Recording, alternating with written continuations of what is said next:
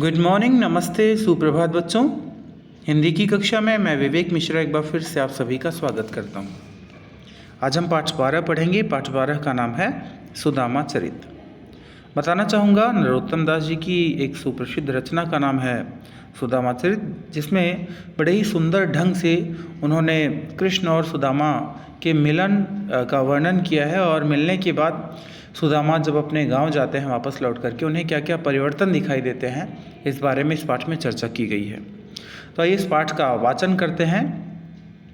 इससे पहले मैं आपको बता दूं, ये प्रसंग उस समय का है जिस समय सुदामा कृष्ण के जो है धाम में यानी द्वारिकाधीश श्री कृष्ण के दरवाजे पर खड़े हैं और द्वारपाल अंदर जाता है और भगवान श्री कृष्ण से क्या कहता है उसका वर्णन यहाँ प्रथम पद में किया गया है।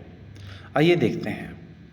शीस पगान झंगातन में प्रभु जाने को आही बसे के ही ग्रामा, धोती फटी सीलटी दुपटी अरुपाय उपानह को नहीं सामा। द्वार खड़ो द्विज दुर्बल एक, रह्यो चकिसो बसुधा अभिरामा। पूछत दीन दयाल को धाम, बतावत आपनो नाम सुदामा। पूछत दीन दयाल को धाम, बतावत आपनो नाम सुदामा। जी हाँ, द्वारपाल आकर के बोलता है, कहता है कि हे प्रभु, शीस पगा न झंगा तन में। शीस पगा न झंगा तन में अर्थात सिर पर पगड़ी नहीं है, झंगा मतलब कपड़ा, कुर्ता, और तन पर कुर्ता नहीं है। शीस पगा न झंगा तन में। हे प्रभु, हे द्वारकाधीश, प्रभु जाने को आहे, पता नहीं कौन है जो आया है, बस एक ही ग्रामा, न जाने कौन से गांव में निवास करता है, न जाने कौन से गांव में बसता है, रहता है। उसके सिर पर पगड़ी नहीं है, तन पे कुर्ता नहीं है, कपड़ा नहीं है, और हे प्रभु वो न जाने कहाँ से कौन से गांव से आया है। और आगे कहते हैं कि धोती फटी सी लटी दुपटी, उसकी जो धोती है वो फटी हुई है। धोती कैसी है? फटी हुई है। और सिलटी दुपटी, फटी सी है उसकी धोती, और लटी दुपटी यानी उसने दो परत से पहन रखा है, आप ऐसा कह सकते हैं। या फिर यह भी कह सकते हैं कि धोती फटी सी लटी दुपटी यानी उसकी धोती में सिलवटें पड़ी हुई हैं। अरु मतलब और, पाय मतलब पैरों में, उपानह मतलब जूते। पहले के लोगों के पास जो है जूते हुआ करते थे, उन्हें उपानह कहा जाता था।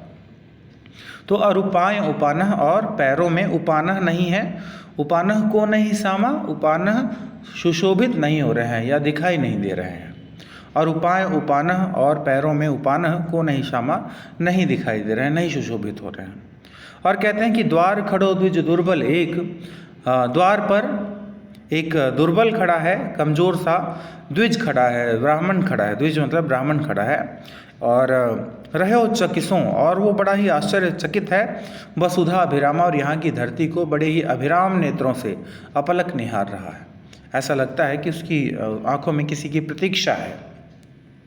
और कहता है कि पूछत दीन दयाल को धाम, हे प्रभु वो आपका धाम पूछ रहा है, आपका घर पूछ रहा है।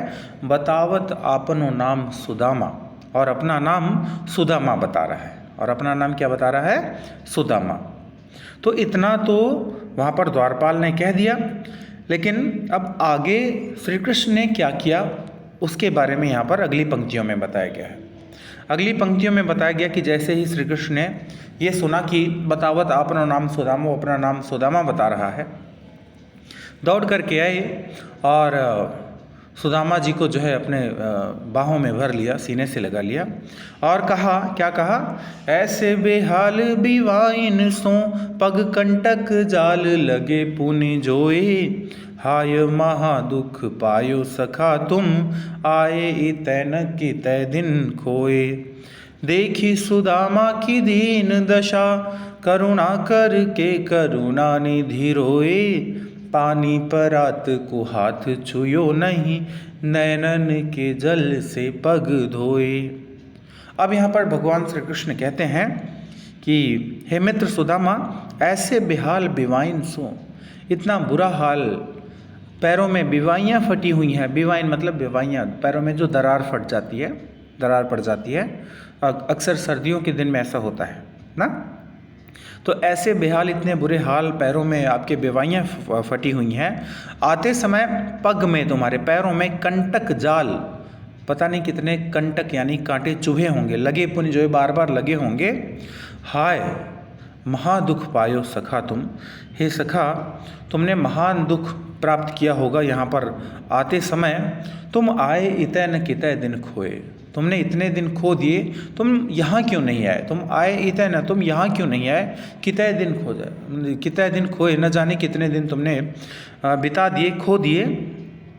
और कहते हैं कि देख सुदामा की दीन दशा, सुदामा की दीनहीन दशा को देख करके जो करुणा निधि हैं, करुणा के सागर हैं, जो लोगों को करुणा से उबारते हैं, वो भी करुणा करके यहाँ पर रोने लगे।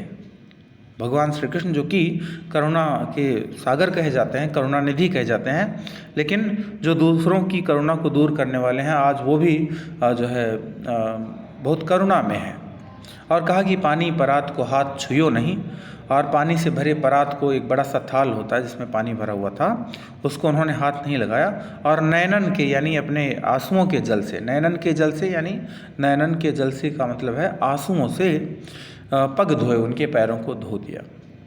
यहाँ पर अतिशयोक्ति है, लेकिन नरोत्तम दास जी ने बड़े ही खूबसूरती से ये बताया है। अब आगे कहते हैं भगवान श्री कृष्ण कि कछु भाभी हमको दियो, कछु भाभी हमको दियो, सो तुम काहे न देत, चापी पोटरी कांख में रहे कहो के ही हेतु।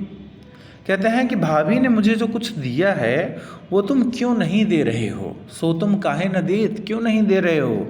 चापी पोटरी कांख में, ये जो पोटली तुमने अपने हाथों के पीछे छुपाई हुई है, रहे कहो कि ये किस लिए छुपाई हुई है, रहे कहो, रहे कहो मतलब कहो क्यों छुपा रहे हो तुम वो पोटली जो भाभी ने मुझे दिया है। अच्छा, जब नहीं दे रहे थे तो कृष्ण को, भगवान श्री कृष्ण को वो पुरानी बात याद आई।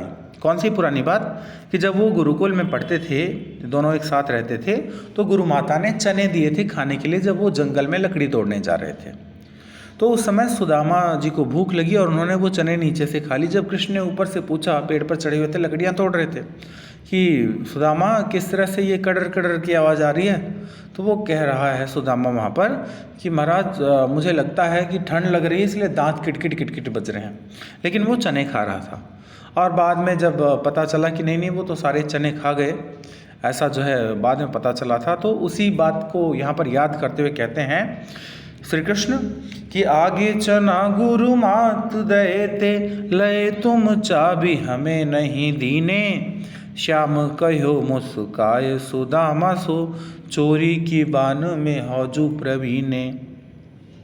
पोटरी कांख में चापी रहे तुम, खोलत नाही सुधारस भीने, पाछिली बानी अजो न तजो तुम, तैसे ही भाभी के तंदुल कीन्हे।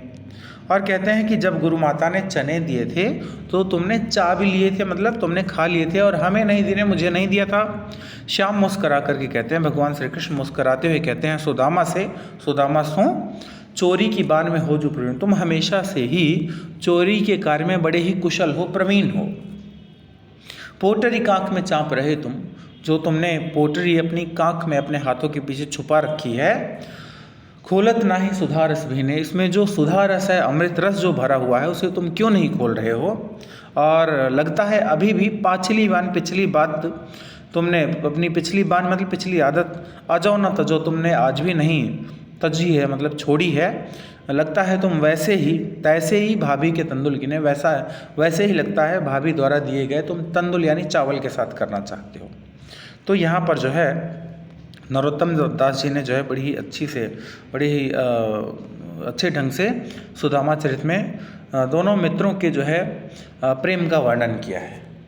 फिलहाल ये बात तो यहाँ पर समाप्त हो जाती है, और अगली पंक्ति में जो है सुदामा जी की विदाई है।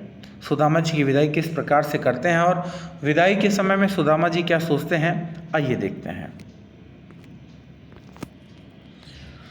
अब जा रहे हैं सुदामा और क्या कहते हैं कि वह पुलकनी वह उठ मिलनी, वह आदर की बात, वह पठवनि गोपाल की कछु न जानी जात। घर घर कर ओढ़त फिरे तनक दही के काज। कहा भयो जो अब भयो हरि को राज समाज। हौ आवत नाही हुतो वाही पठ्यो ठेली। अब कहीं हो समुझाई के बहुधन धरो सकेली।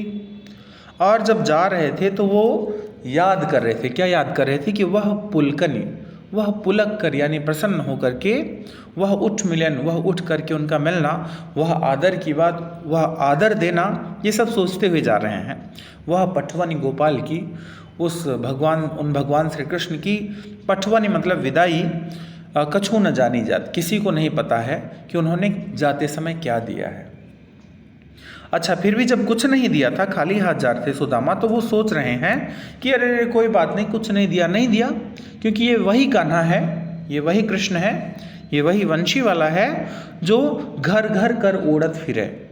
घरों में जब छोटा था तो घरों में जा कर के, लोगों के घरों में जा कर के तनक दही के काज, थोड़ी जो है दही चुरा लेता था, तो मतलब थोड़े से काम के लिए वो दही चुरा लेता था। ये वही चोर है, माखन चोर है, जो बचपन में चोरी करता था, जो खुद ही चोरी करता था वो भला मुझे क्या देगा। तो यहाँ पर वो थोड़ा सा ताना मार रहे हैं और मन को सांत्वना देते हुए कहते हैं कि कहा भयो जो अब भयो, कहा जो हुआ सो हुआ, हरि को राज समाज। ये भगवान की बनाई हुई दुनिया है, जो हुआ सो हुआ, हम अपने जीवन में खुश हैं।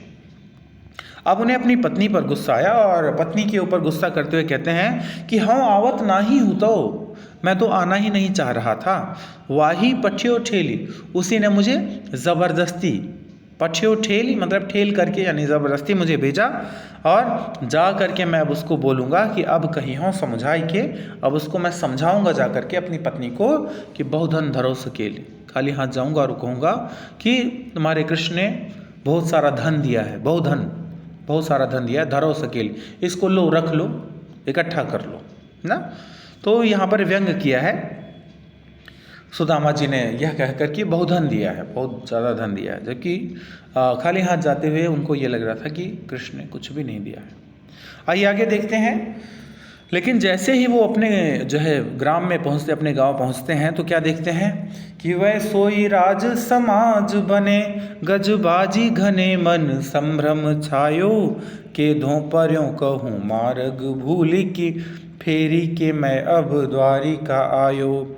भवन बिलो की बे को मन लोचत, सोचत ही सब गाँव मझायो, पूछत पांडे फिरे सब सो पर, झोपरी को कहूँ खोज न पायो। पूछत पांडे फिरे सब सो पर, झोपरी को कहूँ खोज न पायो। लेकिन जब वो गांव पहुंचते हैं तो देखते हैं कि वैसो ही राज समाज बने, वैसा ही राज्य बना हुआ था, वैसा ही समाज दिखाई दे रहा था। गजबाज घने, गज यानी हाथी, बाज मतलब घोड़े, घने मतलब बहुत सारे, देख करके मन संभ्रम छायो, उनके मन में भ्रम पैदा हुआ, संदेह हुआ। क्या? केधों पर्यों कहूँ मार्ग भूल, कहीं ऐसा तो नहीं कि मेरे कदम जो है रास्ता भूल गए हों और मैं मार्ग भूल करके, रास्ता भूल करके फेरी के मैं अब द्वारिका आया, मैं फिर से कहीं द्वारिका तो नहीं आ गया। भवन बिलोका भी कोमन लोचत, उनकी भौहें जो है वो जो है आश्चर्यचकित जो है होने का जो है एक जो आश्चर्यचकित होने के बाद जो भौहें तन जाती हैं, वैसी उनकी भौहें दिखाई देने लगी। और सोचत ही सब गांव मझायो, ऐसा सोचते सोचते उन्होंने पूरे गांव में घूम लिया, मझायो मतलब गांव के बीच में घूम लिया। और पूछत पांडे फिरे, पांडे का मतलब है यहाँ पर सुदामा, तो पूछत पांडे फिरे सबसों, सभी से सुदामा पूछ रहे हैं। सुदामा पांडे उनका पूरा नाम था। तो पूछत पांडे फिरे सबसों, पर झोपड़ी को कहूँ खोज न पायो, सबसे पूछ रहे थे कि वो मेरी झोपड़ी कहाँ है जो यहाँ पे थी। अच्छा, वो कैसी झोपड़ी थी इसके बारे में आगे नरोत्तम दास जी कहते हैं कै वह टूटी सी छानी हती, कह कंचन के अब धाम सुहावत, कै पग में पन ही न हती, कह ले गज राजहूँ ठाड़े महावत। भूमि कठोर पे रात कटे, कह कोमल सेज पे नींद न आवत। कैजूर तो नहीं को दो सवा, प्रभु के पर ताप ते दाख न भावत। कैजूर तो नहीं को दो सवा, प्रभु के पर ताप ते दाख न भावत। अब सुदामा जो है वो अपने गांव के राजा बन गए हैं और वो दृश्य कैसा है इसके बारे में नरोत्तम दास जी कहते हैं कि कै वह टूटी सी छानी हती, कहाँ वह टूटी फूटी सी एक झोपड़ी थी, कहाँ कंचन के अब धाम सुहावत। वहाँ पर अब स्वर्ण महल बन गया है, सोने का महल बन गया है। कै पग में पनही नहती, कहाँ पैरों में पनही नहीं थी, पनही मतलब उपानह जूता, तो कहाँ पैरों में पनही नहीं होती थी, जूते नहीं होते थे। कहलय गजराज ठाड़े महावत, कहाँ अब उनके लिए महावत जो है वो अपने गजराज को लेकर के, अपने हाथी को लेकर के उनका इंतज़ार कर रहा है, उनकी प्रतीक्षा कर रहा है। और कहते हैं कि भूमि कठोर पे रात कटे, कहाँ बिछाने के लिए भी कुछ नहीं हुआ करता था, कठोर भूमि पर ही सोना पड़ता था। लेकिन अब कहाँ कोमल सेज पे नींद ना आवत, अब उन्हें कोमल शैया पर भी नींद नहीं आती। अब ऐसे हो गए हैं सुदामा कि एक ऐसा समय था कि भूमि कठोर पे रात कटे, कठोर भूमि पे रात कट जाती थी और अब कोमल सेज पे नींद नहीं आती है। कै जुरतों नहीं कोदो सवा, कोदों और सवा एक प्रकार का खाद्यान्न होता है। जैसे आज के समय में आटा चावल आदि होता है, वैसे ही उनके समय में कोदों और सवा नाम का खाद्यान्न पदार्थ होता था, अन्न होता था, जिसे लोग खाते थे। तो कै जुरतों नहीं कोदो सवा, कहाँ उनके पास कोदों और सवा भी इकट्ठा नहीं हो पाता था भोजन करने के लिए, क्योंकि भिक्षाटन करके जीवन यापन करना पड़ता था। लेकिन अब प्रभु के प्रताप से दाख न भावत, अब उन्हें दाख मतलब अंगूर भी न भावत अच्छा नहीं लगता, प्रभु के प्रताप से अब उन्हें अंगूर भी अच्छा नहीं लगता। तो आशा करता हूँ कि आपने ये पाठ अच्छी तरह से समझ लिया होगा। आज के लिए इतना ही। धन्यवाद। आपका दिन शुभ और मंगलमय हो।